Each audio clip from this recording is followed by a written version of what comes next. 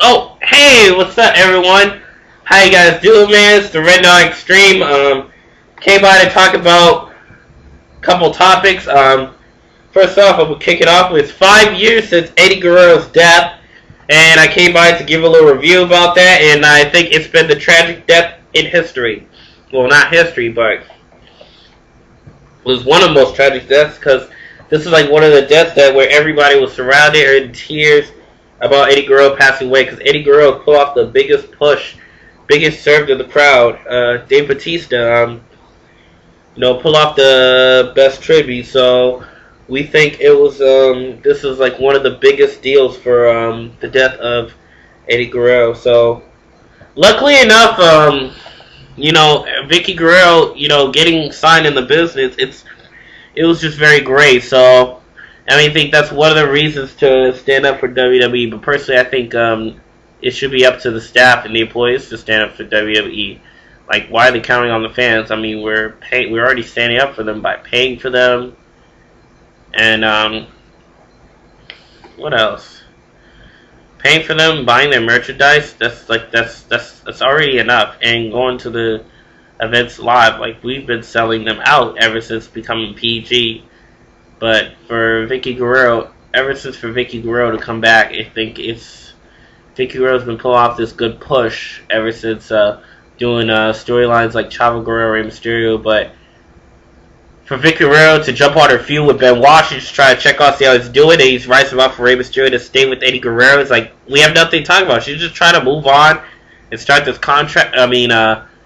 Move on and just start, pushing forward to her future. But that's what happened after Chavo Guerrero dumped Vicky as a manager, and I think it was very sad how she got rid of off. I really liked her as manager, but it wasn't really the last we have seen of her. She became assistant general manager, and I think she did lost Eddie Guerrero, who's close to him, and now she's a single mom with 3 kids. Hopefully she's remarried in the future, in real life. Not like this storyline Dolph Ziggler and Caitlyn triangle thing. It's like, I think Eric Escobar would have been really fit there, but if he's planning, hopefully if he gets back in the WWE, I think if they do a mixed tag, that Caitlyn could be Eric Escobar could be Caitlyn's partner. But hopefully Dolph Ziggler moves on from Caitlyn and moves on towards Vicky. I think I think this would be great. But moving back, for Vicky Guerrero to getting the push she's been getting, I think it was great because it's been opening a lot to her. They've been really able to work with her.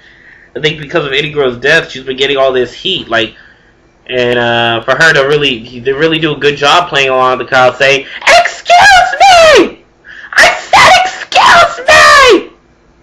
But it's just I think this was the best potential angle they have out there for Vicky Guerrero. So personally for Eddie Guerrero also, he's been getting a good push ever since beating Brock Lesnar. After losing the US Championship to Big Show, he beat Brock Lesnar. It was the most memorable match. They really have chemistry in this match.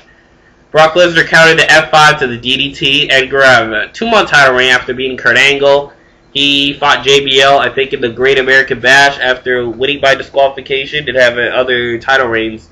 He lost to JBL. So then for him to become tag team champions with Rey Mysterio, it was great how Eddie Guerrero put on this great storyline. I think the storyline was great. So it was good how they put Eminem over them so they could work on this storyline where Rey Mysterio's son could get involved and get into the scene. It brings me a lot of thought for him getting into the scene.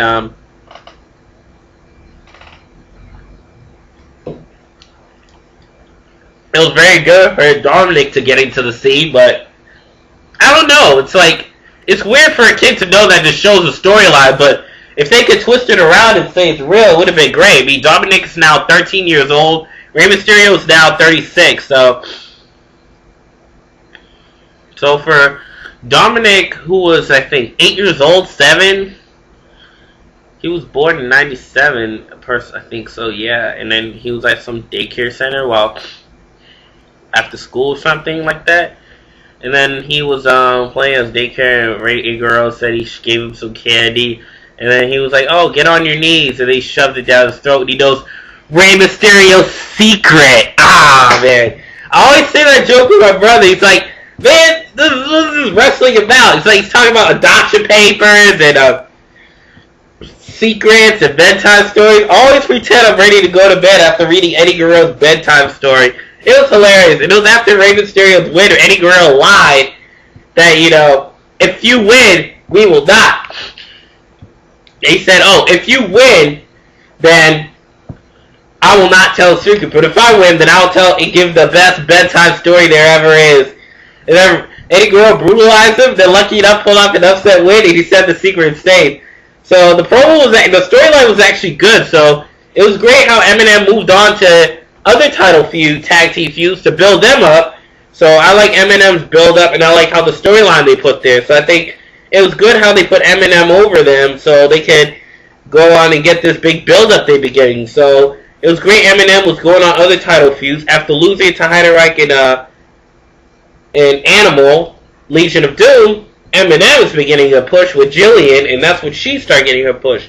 So with Eddie Guerrero and Rey Mysterio, Vicky Guerrero started getting involved in that storyline.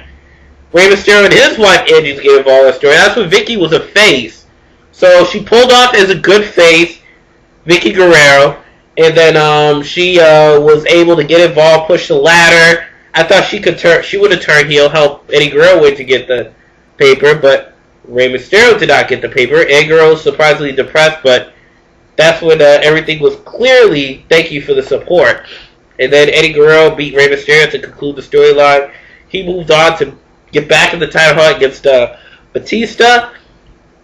It could have been signs for a heel face turn, but then after his match at No Mercy, Eddie Guerrero did not do that cheat he did for the DQ. I think it has been epic, so that's where they did great. And then Eddie Guerrero pulled off the segment during the tag team match. Supposed to be Batista Eddie before No Mercy against Eminem. This is where things were hilarious. Batista's like, you ready for the doctor, Eddie Guerrero? He's like, oh, wait a minute, it's up there, Cole. I feel good, man. I was actually laughing. I've been repeating that for a long time. Eddie Guerrero pulled off the best storyline there. And then eventually sued for him to turn face after No Mercy. I didn't know if that was true, but he got back with the lowrider. He didn't need to walk down the stage. And they began teaming with Batista. Batista and Eddie Guerrero became friends. And Rey Mysterio was somewhere out of the scene. I don't know who Rey Mysterio was feuding with, but he was completely out of the scene. So, after Eddie Guerrero's death 4 years ago, in May 2006, Rey Mysterio and Batista became the biggest tag team alive. And then I think Batista pulled off a good angle there. He said, oh, I wasn't thinking about Eddie Guerrero, I was thinking about me. Saying, oh, I'm sorry for my best friend for stabbing me in the back. That pulled off a good storyline, so they try to open up something good there. And it was hilarious, but luckily enough, Batista quit. Rey Mysterio still competing, and for the most part, hopefully Rey Mysterio will be a future pro. So, let's start from there. Anyway, about the Eddie Guerrero thing, it was a tragedy for Eddie Guerrero to die like he did 5 years ago. His last match was against Mr. Kennedy. I remember Mr. Kennedy, him getting struck with the chair, disqualify that, and when they were supposed to open up a feud between Mr. Kennedy and Eddie Guerrero, abruptly that storyline did not happen. Instead, we got Mr. Kennedy Rey Mysterio, Eddie Guerrero on the Survivor Series team, but luckily enough, it was Randy Orton who took his place. And SmackDown did pretty well. That was the best Survivor Series there, the Raw vs. SmackDown. But that's probably just to write off Bischoff. So there we go. So for Eddie Guerrero, Eddie Guerrero pulled off a good historical feud.